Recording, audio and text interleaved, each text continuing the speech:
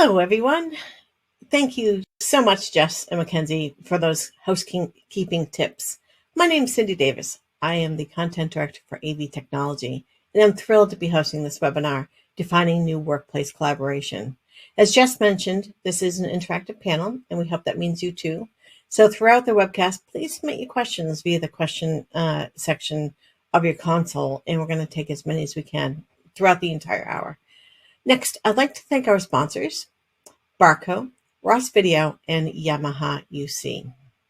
And next, I'm going to ask our panelists to introduce themselves and provide a little bit more information about themselves and their company to provide a bit of context as it relates to today's discussion. So if you would, Dan, start us off. Thanks. Hi, Cindy. It's great to be here with you. My name is Dan Root. I'm the head of Global Strategic Alliances for ClickShare at Barco. My responsibilities here at ClickShare are to work with our product team and our strategic executive team to make sure that we're assessing the market and really driving innovation within our space, which is BYOD, wireless BYOM, which I'll explain a little later on. And a little bit about my history. Prior to this, I was an industry analyst at Wayne House Research, covering both wireless casting and conferencing solutions, as well as large format displays and digital whiteboarding software. The reason why I really made this shift to Barco is because I think it's a really exciting time in the marketplace where we're seeing a lot of convergence and a lot of innovation coming out of this. And it was really the right time to kind of get back in the game on the vendor side of things. So that's a little bit about myself, and I'll hand it back to you to introduce the rest of the panel. Great, thanks. Matt, if you would. Yeah, sorry. I think my screen froze for a second, so if I missed something or looked weird, I apologize. But I'm Matt Morgan. I'm with Ross Video. Typically, you might have associated Ross Video as a broadcast company, which we are. We're a broadcast manufacturing company based out of Ottawa, Canada, celebrating our 50th year anniversary this year.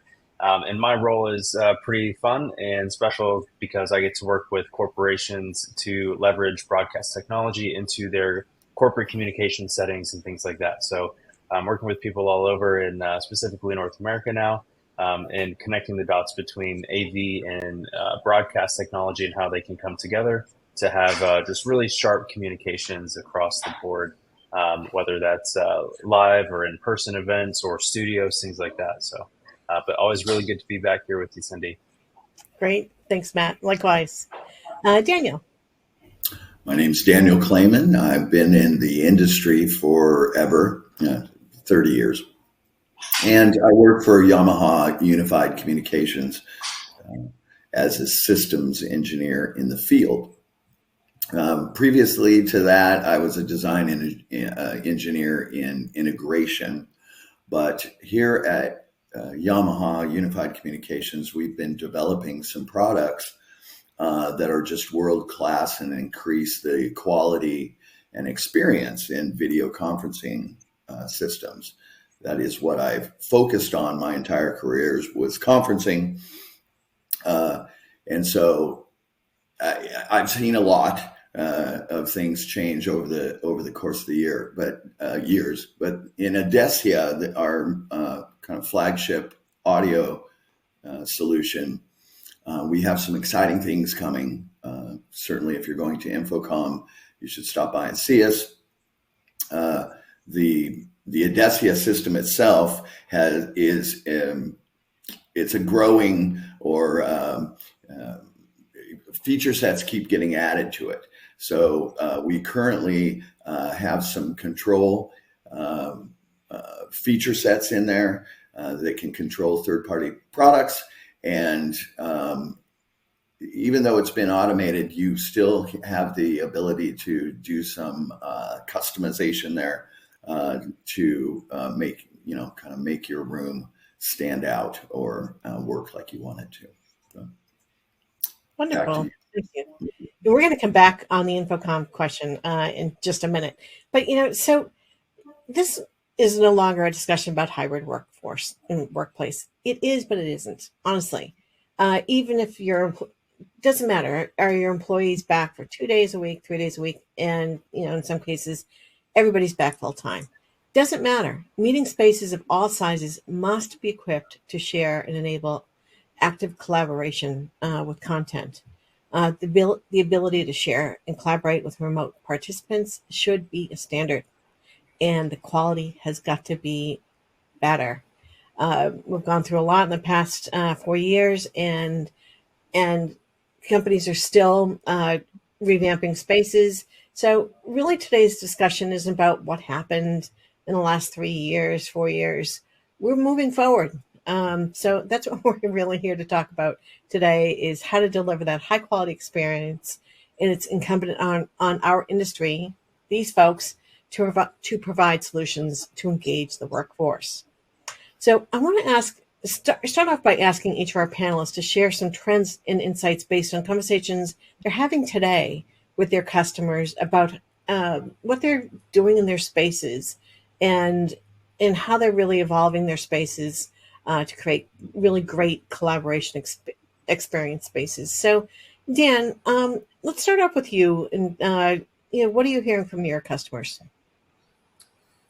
Well, Cindy, I think the way you're looking at it is the right way to see it today, which is we're past the hybrid work conversation and it's more on to, making predictions for the longer term. Up until this point, we've seen a lot of things that were off the trend curve for the markets just due to the circumstances globally. But moving forward, companies are putting a fair amount of thought into how they're going to utilize physical space. We're seeing the lowest occupancy rates in the North American region. I know Europe is also down, but in North America, the lowest rates since the 80s. And while it is predicted to turn around by the end of the decade and start to climb back up, we're seeing companies reassess how they go about creating spaces or really servicing their employees on the day-to-day experience. And that's led to a couple of different things. So that, over the last few years, we've seen the rise of people teams.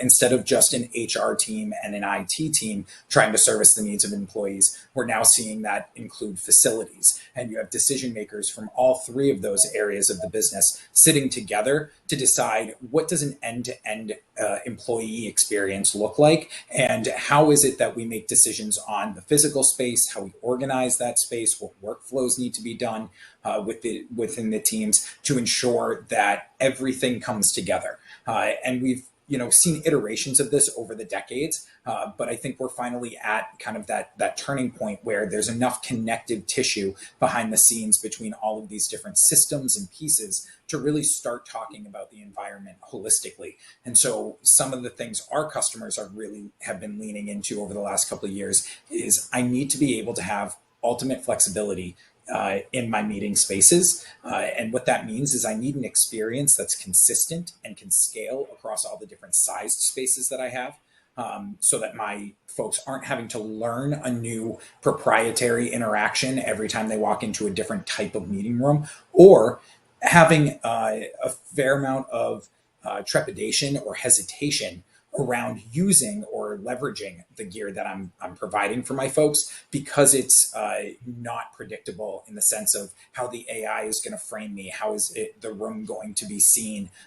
We have some products on the market in that space that can also leverage whiteboards and be able to pull the data off of whiteboards that are physically in the room, and others that can't. And so if you have a mixed bag across your meeting spaces, you can end up in a situation where folks are pretty hesitant to really use or engage any of the tools that you're investing in.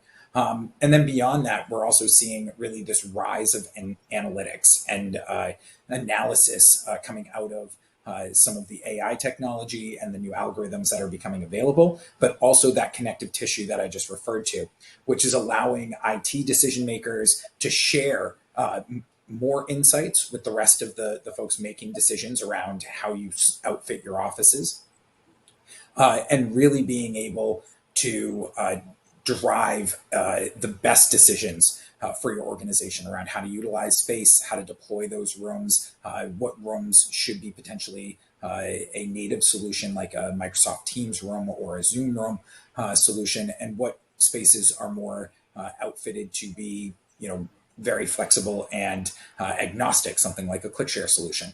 So there's a whole host of spaces in between where you can mix and mesh things to make sure you still have that flexibility. So we're seeing the need for flexibility and the need for analytics really and value add analytics, I would say, become centerfold or really a center of our conversations regularly with the people teams that we see at our customers. Yeah, interesting. And it's going to be interesting to see how AI really plays out, and well, it's evolving by the minute.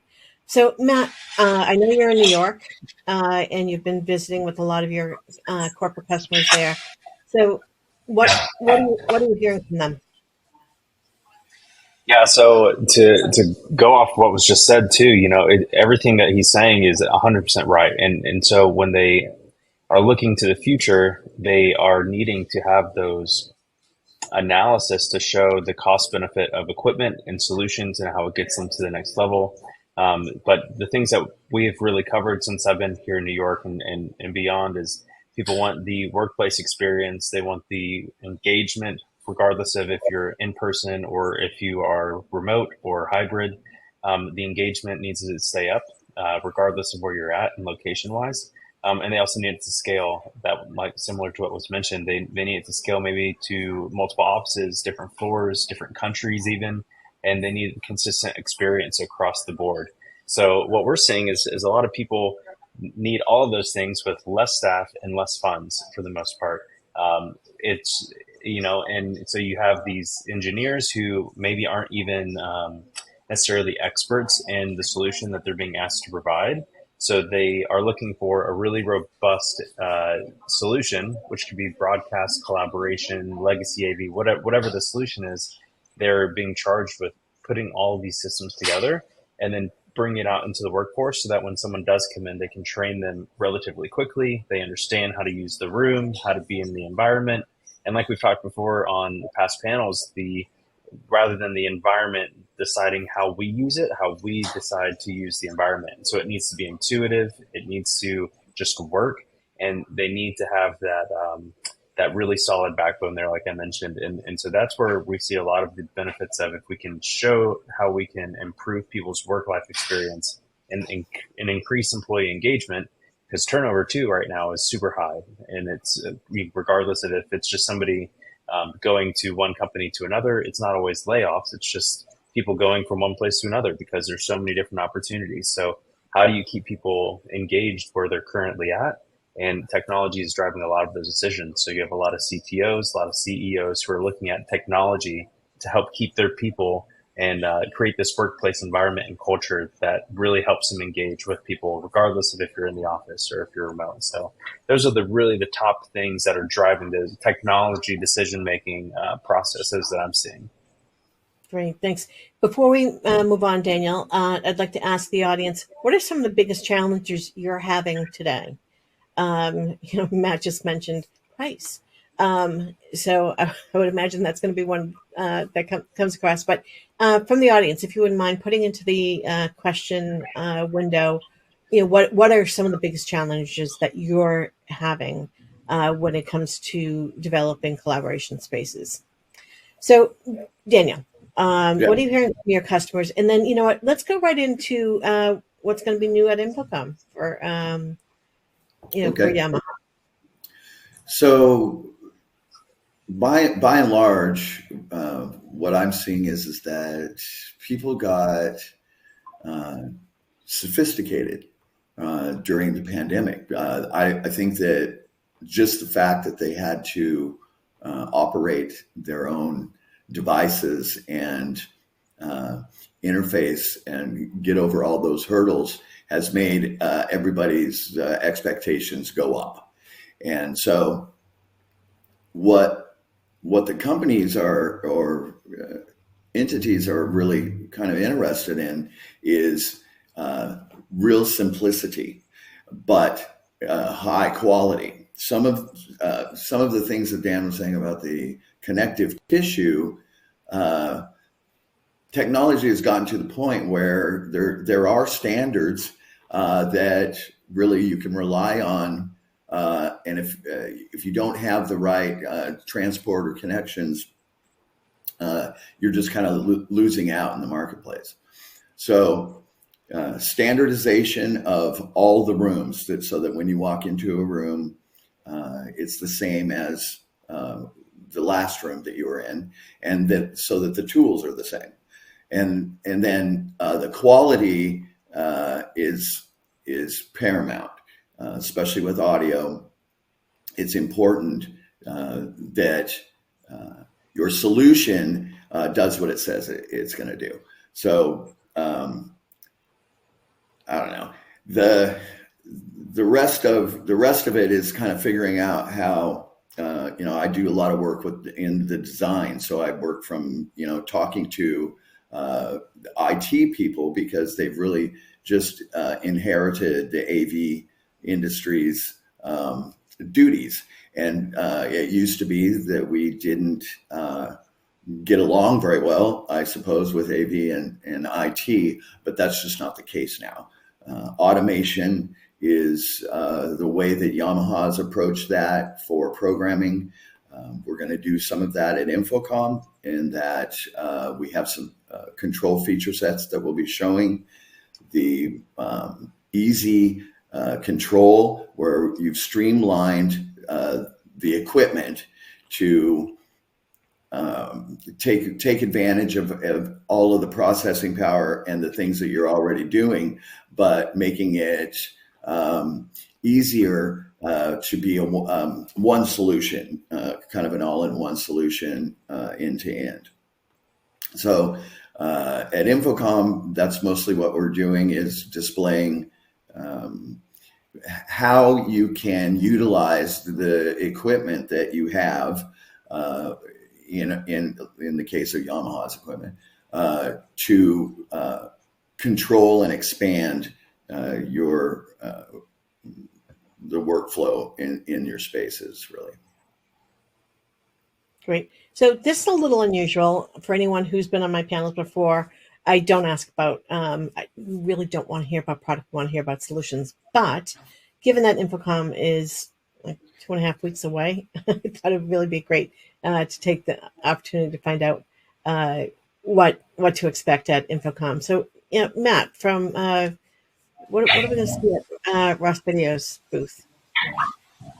Yeah, Ross is, I'm excited because we have kind of a unique take on Infocom this year. So we were able to partner with Avixa to show what a full, maybe broadcast solution would look like. So we'll be at their booth, showing what virtual production could be like and how to just level up your corporate communication. So solution based of just these are the parts you need and how you can accomplish it. You don't necessarily have to use Ross to do that, but it's just a really great time for people to come by their booth and experience what a broadcast solution would look like and get all the pieces in one place. So you can engage with us, you can engage with the Avixa team to learn more about it. So that'll be cool. They're also going to be broadcasting out all these different panels from a bunch of different manufacturers around the solutions that they provide. So that's one part of it. The other part at our booth is the Ross production, or the Ross product teams they've listened to the AV market and have developed a few different solutions around NDI based solutions. So we have a full NDI production switcher now called Carbonite Code. That'll be over there. We also have a meeting control kind of solution. It's not an automatic meeting solution. So we call it mark-based production to make like town halls and things like that, put that easy button basically in place. So really trying to highlight those things. And also we just launched Dante as a part of an integration into our Hyperconverged platform. So those are kind of the big three that I'm excited about this year. But yeah, definitely come by the booth and check it out. And looking forward to getting to our other panelists' booths as well to see what they have going on. Nice. And Dan, what can we expect from your booth at Infocom? Absolutely. So Barco actually has multiple divisions within it, and I am only authorized to speak on what we're sharing within ClickShare. So as far as ClickShare's portion of the Barco booth at Infocom, we will be showing off what we brought to market earlier this year at ISE, which is our ClickShare Bar and Bar Pro, which is best suited for small meeting spaces and combines having the AV within a wireless conferencing system. So you get all the great benefits of our CX, 30 sort of a system baked into an audio and video bar so that you have the ultimate flexibility and also have the wireless capabilities there as well. We will also be showing off some of our advancements with our platform and ecosystem partner Microsoft around our shared spaces reporting, which kind of goes to some of what we spoke of in the first question around how do we bring together a single pane of glass where the stakeholders can really derive value added inferences to make better decisions. And within that, we'll be showing off the first public or first time the actual walkthrough of how we will be doing shared devices reporting and shared spaces with Microsoft. We will also have some new products and new certifications within our program on display and some first looks, so to speak, with some devices that have just been announced. So we will have the Logitech Meetup 2 on display and working as a certified device with our ClickShare conference and ClickShare CS products. And then we will also have a few other major announcements around some feature sets within our user experience and things that you'll be able to do within the room moving forward. And then also with a major platform announcement coming for our next generation. But you'd have to kill us if you told us today, right? Unfortunately, I cannot divulge the details. And it's not on me. There's an agreement with the partner not to speak about it until that date. So unfortunately, we will all have to wait and see. But I promise it'll be worth stopping by the Barco booth at InfoComm, as well as I will be giving a keynote on the technology innovation stage on Wednesday around 3 o'clock. So I invite you to, if you're at the show, please stop by. We will have all of our announcements and everything that we will be doing for the rest of this year and into next year to be announced. Great. Thanks so much. It's going to be, I can't wait to go to InfoComm. It's always great. And I think it's going to be even better this year. So, all right, open discussion here. Let's start by discussing engagement. Engagement it covers every aspect of the collaboration. Why is that important? And what exactly does that mean? And let me say, it's going to tie into one of the questions here. When I asked, what are some of your challenges? Audio quality came up a couple of times. So that's part of the engagement, right? So Dan, start off the discussion, but let's all join in this discussion. What is the engagement factor? Well, engagement is, it's critical. That's how you're going to get everybody's ideas to the table. And we have hurdles to engagement and things that make people kind of lean away or lean in to engage more. And I think what we're seeing with the rise of people teams is really a recognition from an organization that, hey, my employees' experience matters and I can impact how engaged they are on a day-to-day basis. And with folks heading home and working from home for so long over the last couple of years, there were hurdles they were able to get out of the way in their day-to-day work, in the sense that a webcam or a docking station just plugs into my laptop. Everything works the way it's supposed to. Every time I plug it in, it just simply works. Why is it that when I come into an office now, there's so many steps to get me to where I need to go? And this causes people to say, you know what, we'll just sit at our individual desks to take this call, or we'll lean away from collaboration or lean away from engagement. And in other situations, folks that are hybrid or working remotely sometimes feel really awkward jumping into a conversation that's fast moving within a meeting space. They almost feel more like a fly on the wall. So how do we improve those engagements? So what we're seeing is a couple different trends to kind of close those gaps and make sure that your people in the office feel as productive and as willing to engage with the space as possible, so that they're engaged in productivity and realistically what they're there to do and get down to work.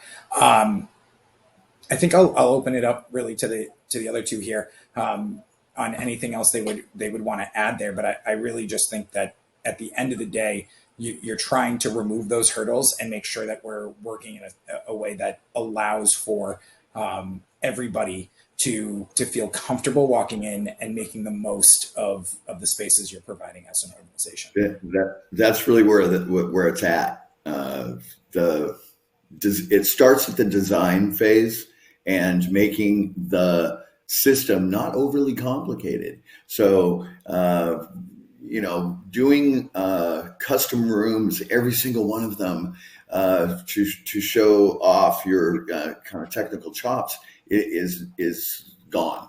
And so streamlined, easy to use. What Dan's saying about going into a room and how come it doesn't work there, that started at home. It worked every time. They had simple, cheap equipment that worked sometimes better than $60,000 rooms or what have you. So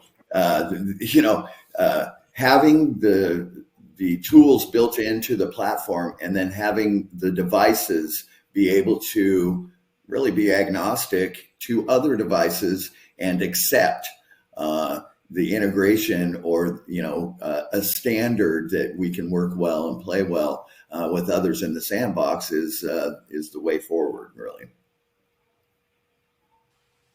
I was going to add it's you have a technology engagement, so engaging with the room, engaging with the technology in the room, and then you have in the workplace, you want the engagement to also include other coworkers. So you're engaging as a human. So you want the technology to assist that collaboration when you do come into work, but then you have the third piece of engagement, which could be for someone you are talking to on the other side of a screen. How's your presentation look? If it's more and more CEOs are in different places than a lot of their employees are. So how do they keep engagement up with viewership? Instead of me just saying, I'll watch this later, what incentivizes me and keeps me engaged with the content that I'm consuming from afar, right? I've got, when I'm at home, I've got my 3 kids, I've got the dog, I've got the cat who's messing around, hitting the door. I've got my wife trying to get them all together. And it's really hard for me mentally to stay engaged with what's happening. So I leverage my technology to zone in, and hopefully the content that I'm consuming is also engaging to where I can really focus and take the main points away that I need to take away from what's being said to me. And then I can later go back into the Teams room or anything else that I'm working in. So you have all these different distractions, and whether you're in the workplace or whether you're at home, sometimes we should let go of efficiency in order to engage a little bit more, so if you're in the office, perhaps talk to more people, engage in the environments versus it's a sacrifice worth having. So using and leveraging the equipment that you have to be able to talk to someone on the other side. So when they do come into a remote conversation, there isn't that awkward pause, right? Like they're just coming into the fold of whatever your team's working on or talking about today. So there's all these different ways to kind of dissect engagement, but I feel like it's just how we all interact nowadays is what drives those technology engagement conversations and how we kind of use our room and use technology. And so, yeah, it's a lot of different ways to kind of dissect it, I feel like, nowadays. So actually, like put the question out to our audience. If you've got some tips on how you're engaging with your workplace in the workforce, some tips in, and I'll read some of them off. That'd be great. And by the way, a massive thunder and lightning storm is happening overhead. I will ask my panel, if I go out, carry on. We have understood. We will manage. Yeah. I was just going to add one point there, which is that I was actually just meeting with a group that is starting a different go-to-market approach within the architecture, design, and furniture world. Because up until this point, I think we've all known that integrated technology and an environment is where we need to head to. But there's been challenges to that because of the fact that the way that physical space is typically derived versus the way that technology is typically, sold, tend to not be congruent with each other. And the pace at which, technology tends to advance and replace itself versus that in furniture, also very different timelines. So what we've been seeing is folks trying to kind of tweak how both models are going to market right now to see, is there a better way that we can integrate technology into those first conversations you're having with somebody when they start to say, okay, I'm going to outfit a space or I'm going to add a new office and I need to think about how I'm building the space out, and really make sure that technology is integrated or really, attached at the hip with the space conversation as a whole, because there are so many things, and I think everybody here could give an example of a space that was done and designed beautifully, but didn't bring technology into the consideration when doing so. And therefore, the technology that you adopted and tried to use in those spaces was practically unusable, just because of the way that the space was built, potentially the materials you used, and things. And so it's really important to bring the technology conversation at this point, because human and technology centric is really where work is at this point. I wouldn't say it's one or the other. It is truly how we engage with both. For us to be able to actually move things forward, we have to think about, at the onset, what are the workflows our teams are going to use? What are the tools they're going to use for us to be able to build a space around them that they're going to be comfortable with, that they're going to want to engage with, and that they're going to want to be as productive as possible in. And how they're using it, right? Absolutely. You might have an idea for a tool that you want to integrate into that kind of room, but how in real time are they using that and utilizing it? How does that workflow happen? So placing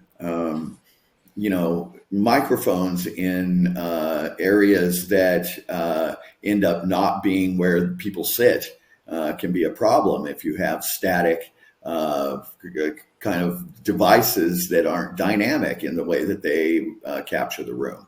So there's all sorts of things to think about. Furniture is a great place to start with, and knowing what that furniture, how people are going to be using it is really where that's at, how they sit and how they interact. And I would say the step before that planning step, though, on designing the space is really, that's when you're assessing what are the workflows that are going to happen. How is the engineering team going to need to use this room? What do those meetings look like? And really understanding what tools they use in those meetings, how you could enhance the use of those tools by optimizing the room for it. It's really those first conversations of assessing, how does my team work, and what things can I do as a decision maker to facilitate or accelerate that productivity. And decrease the technology's presence so that it's there, but you don't even really notice it, or you don't realize that you're utilizing it. That's a big thing. Yeah. So let's talk a little bit about the purpose built, because there's a lot of different size spaces being built, and in the elements that really should go into those. Now, first, not every space needs technology in it. However, obviously that's what we're here to talk about. But let's talk about those purpose-built spaces. You talked about workflow. Daniel,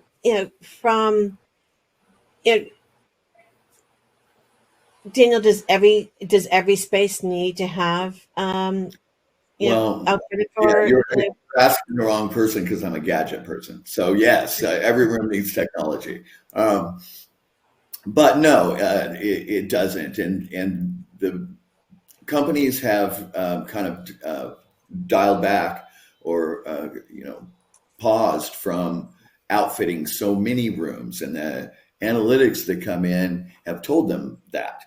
They're not using some of those rooms with all of the feature sets and bells and whistles, but they are using the ones that are convenient or close to them, where they naturally pop into to have collaboration, sessions.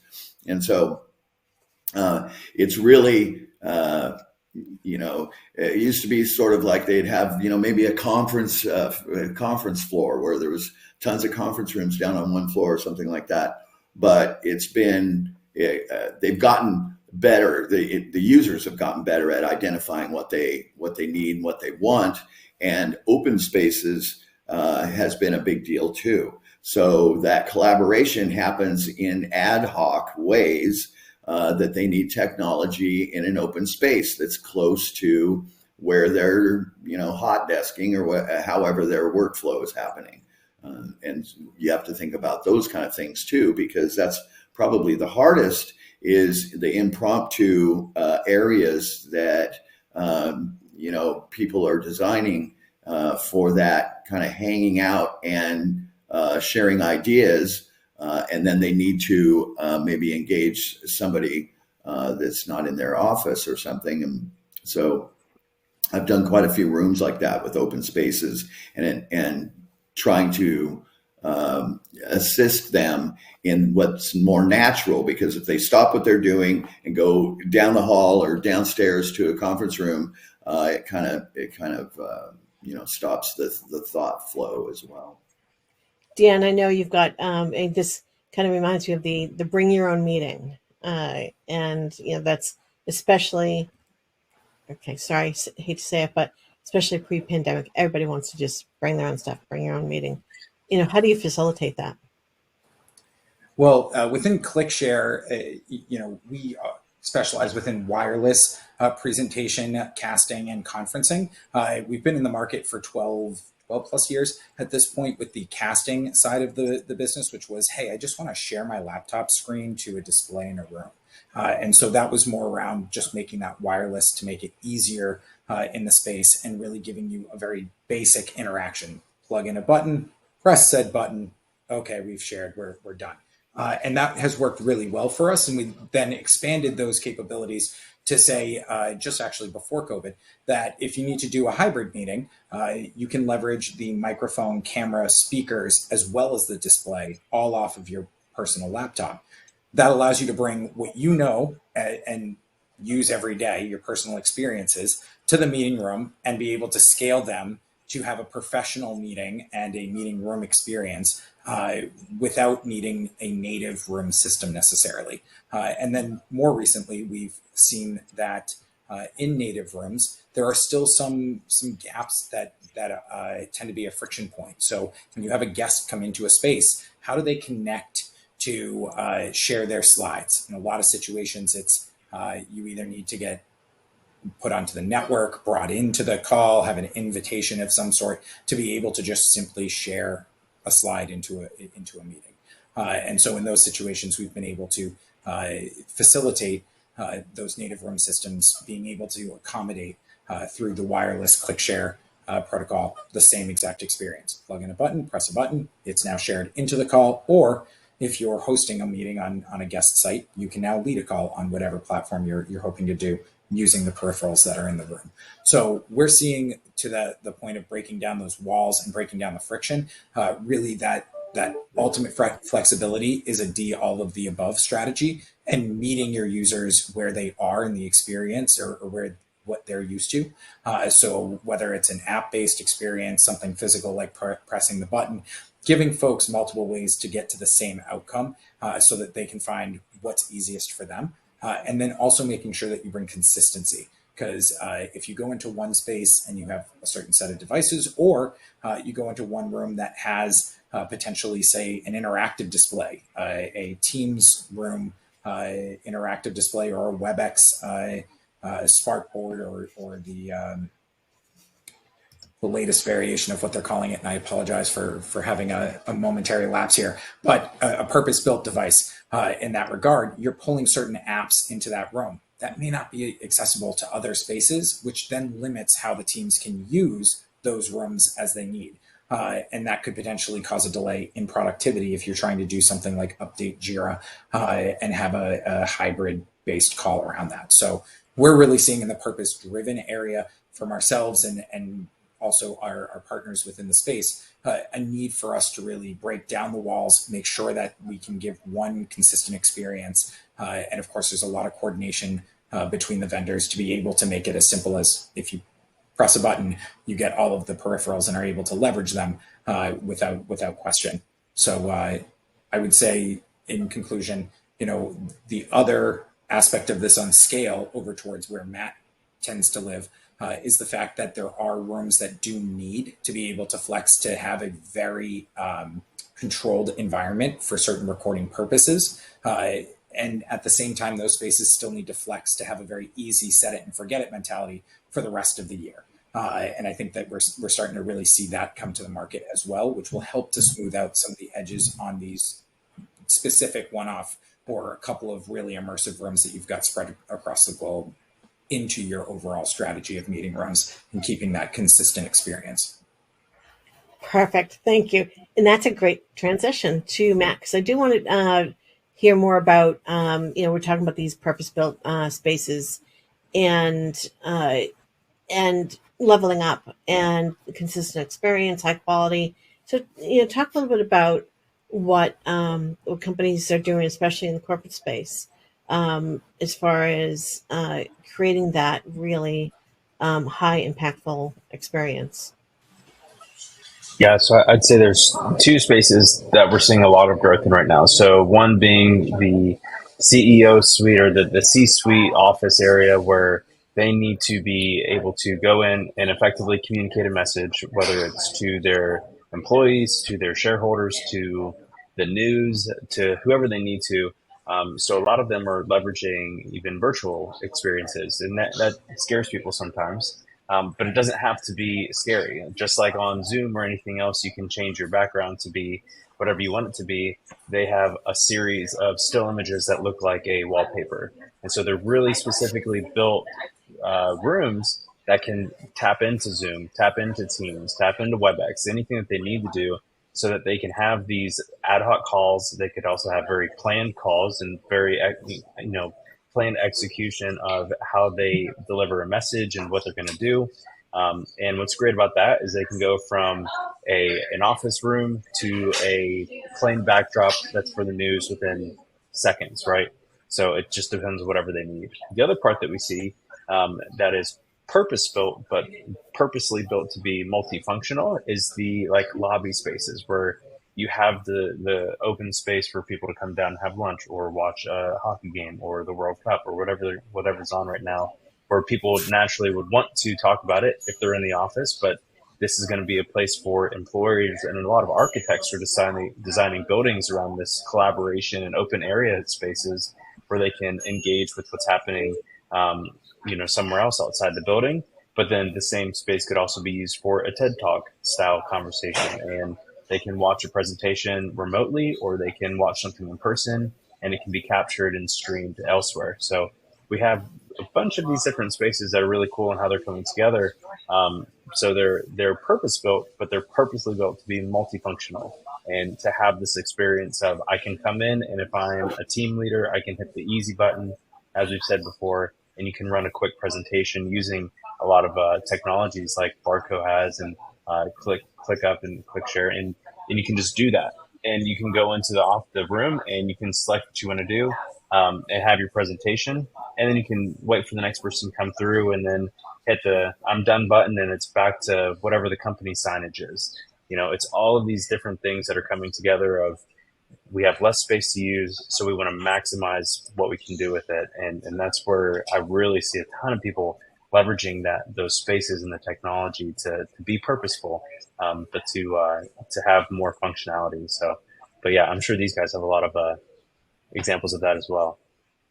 Matt, one point that you just brought up around making use of that digital real estate, and most folks see that as digital signage, but the impact that can have to the work culture or the workplace culture. We've seen not just folks trying to do messaging, but also just purely artwork. We have a partner currently, Loop Art, that I think they also work with Samsung on the commercial side for that portrait TV to be able to pull up artwork on your TV when it's not in use. That same premise makes sense within an office space where you're trying to drive engagement, drive a healthy feeling of inspiration across your team. Being able to use and leverage your digital real estate at all times, even when it's just something that's passing, or somebody is passively observing as they are prepping for a meeting, as they're sitting there. These things do impact your mental psyche over the course of a day. And if we have so much digital real estate at this point in the corporate world, why aren't we trying to make an attempt when not using it for a purpose, of productivity to enhance, our team and the feeling that they have as they're going about their day to day. Yeah, absolutely. That's really good. There's a building down here in New York, the Penn One building. It's a open lobby area. Anyone can go into it, and there's LED signage everywhere. And I love the environment because it's very bright. You get a lot of messaging, and sometimes it's not saying anything. It's just a bunch of it looks like artwork or mixed in with some animations and things like that. So you kind of get this city feel that's on the walls, and then every elevator bay has regenerating content to display whatever's outside. Or so when you're coming downstairs from being up in an office all day, you kind of be able to you can experience the environment before you walk out into it, which is cool. So yeah, I love that take on the digital real estate and how we can leverage it. It's really good. Yeah, content being art is better than the captured audience that's looking at ads. So yeah, absolutely. Yeah. So I've got to break in and ask this question. This question comes up in every webinar that I've done, and several people ask, what's the best way to mitigate risk with human error in enterprise AV setup installation that creates security vulnerabilities and related risks? Who wants to take that easy question first? It's probably AI. AI is going to do all of it for us and take every bit of human element out. So that's the answer. Yeah, get rid right. of humans, and we can get it. We can do better. Automation's the way. I think there's always going to be a conversation around security, and you always need to be diligent, and it's an ongoing evolving process. I don't think, well, let me put it this way. Anybody who leads a security assessment team or an IT security team and says they think they're set or they're in a good spot, I'm very suspect of, because it's a momentary thing. You will have moments where you feel like you're getting ahead of it, and moments where you feel like you're falling behind it. And I don't think that that's ever going to be answered by some silver bullet, because it will only last for 2 or 3 months until the hackers or anybody nefarious figures out how to backdoor into it. You know what I mean? At some point in time, there is just a factor of security is always going to be part of the conversation. There is no going back on that. The things that you can do to best, set yourself up for success are making sure to align yourself with those companies that are secure, those companies that do have certification to work in DoD or in federal spaces, things like that. Are always, a good indicator of what's going on. Do your own due diligence. You should definitely be looking at things yourselves. Look at what's in the actual devices and in the solutions that you're onboarding. Don't just look at the face brand, because most brands are a accumulation of different parts from different suppliers. So you need to go through and do your due diligence to make sure that the components and major components that you're putting into things are things that you consider to be safe and are not going to potentially expose you. As far as the networking and things that are going on protocols, end-to-end encryptions are obviously a must-have. I think we're also seeing a fair amount of organizations reassess the data governance that they have currently and really enhance that to add more of that ethical and more the morals and ethics that need to be there as we move into an age of AI. And there's a lot more questions that need to be answered, I think, by organizations before onboarding AI-based tools to ensure that you're taking into account, the privacy concerns of not only your employees, but also your data.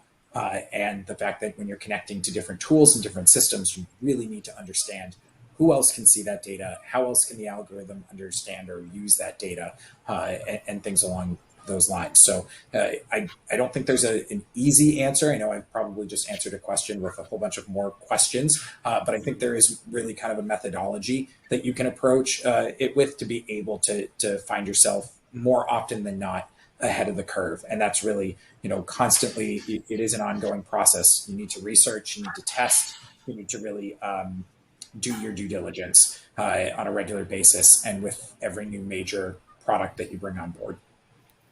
And I have to add. Oh, go ahead, please. I was just going to say, to mitigate risk, I would say, at the end of the day, we are human and we make decisions. So you need to bring the right people into the conversation. So as a technology manager, I'm making an assumption about a role here. But as a technology manager, if you are engaging with a company who won't answer questions about security, you should just stay away from them. And it's that simple. So that's one way to mitigate human risk altogether. The second thing I would say is, as a technology manager, if you're an AV manager and you're saying, I know that I'm going to have to go to IT ahead of time before you engage in even what solution you want. Hey, what can we do? What could be the possibilities? I believe I'm going to need a dedicated VLAN that I can have remote access to, or I need to connect multiple buildings, multiple floors. Will that be possible? And if you are not under the IT umbrella, sometimes you're under different umbrellas. The best way to mitigate that risk in frustration after some people get things approved and then they get to that side and they can't make it work because they didn't go to IT first. Start conversations early, get the right partners early. And that's the real answer to me of how we, along with everything else Dan mentioned, obviously, is you start there, have conversations early, have the right conversations with the providers that you're looking to implement. And that's the best way that you can probably mitigate what human risk you do run into day to day. If I could just add, this is a topic I've been covering in our publications for several years. In the AV industry, which is generally, who we're representing here, AV industry has gotten so much better, and there's security departments that they didn't used to have.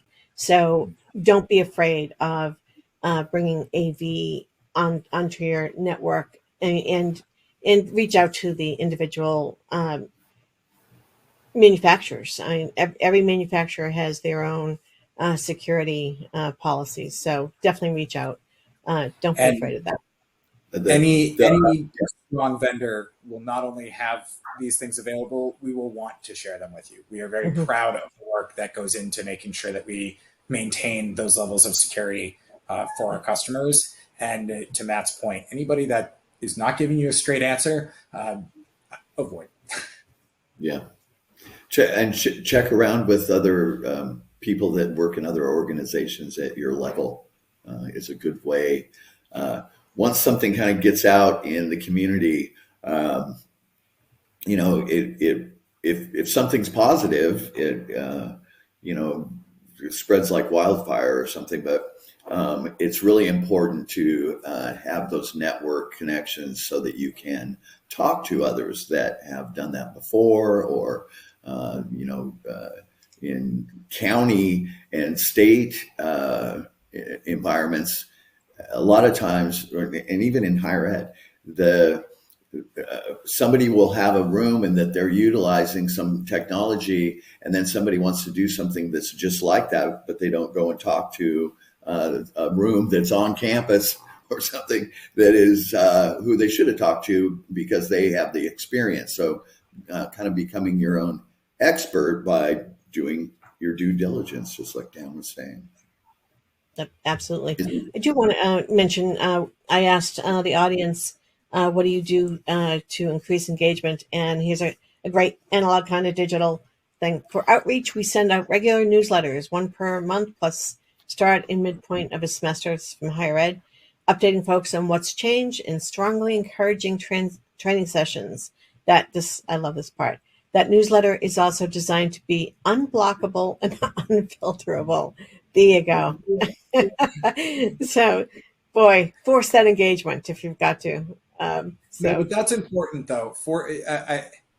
As someone who is often lost in my inbox early in the morning, making sure that email actually comes through and that there is regular communication is definitely critical to staying connected. I know Daniel from a previous work life when I was actually at Yamaha Communications probably a decade ago now. And we've been remote for years and years. And not being able to be in the office every day does create distance between you and your colleagues, because the meetings you do have tend to be more formal or more set because we're sitting here looking at a camera. And so any way that you can really build that connectivity between the team in some of the regular asynchronous things that are happening, it's critical to being able to keep everybody on board and feeling like they're all moving in the same direction. We've come up on the hour like really quick. So I'm going to ask each one of you 1 minute or less. If you have one piece of advice for the AVIT managers looking to implement collaboration spaces today, what would it be? 1 minute each. And I'm going to start with Daniel. I think what I was just referring to is just talking to others that in the industry or in their industry that are in technology, and sharing what has been successful for them is the way to do that. It might be hard for them to get around like it might be for a manufacturer, because we have so many different clients. We can go and visit all of their conference rooms. But if you have a relationship with a vendor that you trust, they are a wealth of knowledge. They go to these kind of rooms every day, and they, just like this conversation, have ideas that are very helpful in collaboration, for sure. Wonderful. Thank you. And Matt? Yeah, to expand on that, I'd say, here in the city alone, I have a customer who's down the road from another person who's looking to implement a solution pretty much. So a lot of times, if you don't know and you do have a trusted partner, that partner could potentially connect you with another person who already has solutions or different things like that. So you can ask them questions. It's really good to ask questions of stakeholders who's driving the decision makers or the decision making at the top, but also what influences culture of your company. How do you want to drive things, and how do you want technology to assist in that culture building and that engagement in the workplace environment, regardless of in-person or remote, whatever it is. So, and then the obvious way is to come to InfoComm and see all of us and look at the technology and how you can implement it. Right. And keep watching all of Cindy's panel discussions. That's the best way that you can learn all of it, because all the information's right here. Great. Thanks, Matt. And Dan?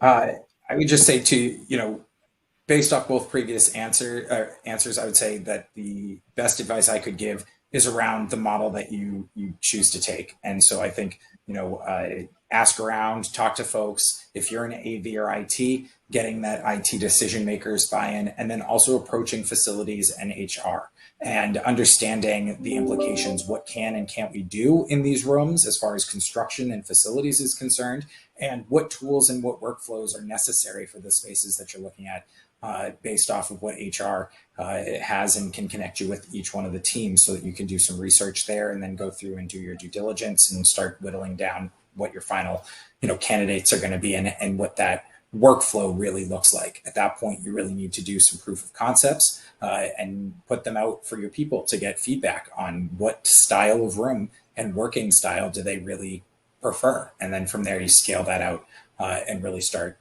continuing to lean into that feedback to refine what the deployment is. Wonderful. Thank you so much. First, I want to thank everyone for joining us and asking great questions, keeping that conversation going. I want to thank our sponsors, Barco, Ross Video, and Yamaha UC, and of course our wonderful panelists, Dan, Daniel, and Matt. And now, drum roll please, the winner of the $250 Amazon gift card is Jamil Calloway Pinckney from Washington, D.C. Our team will reach out to you. Again, thanks everyone, and this concludes our webcast for the day. Thanks, Cindy.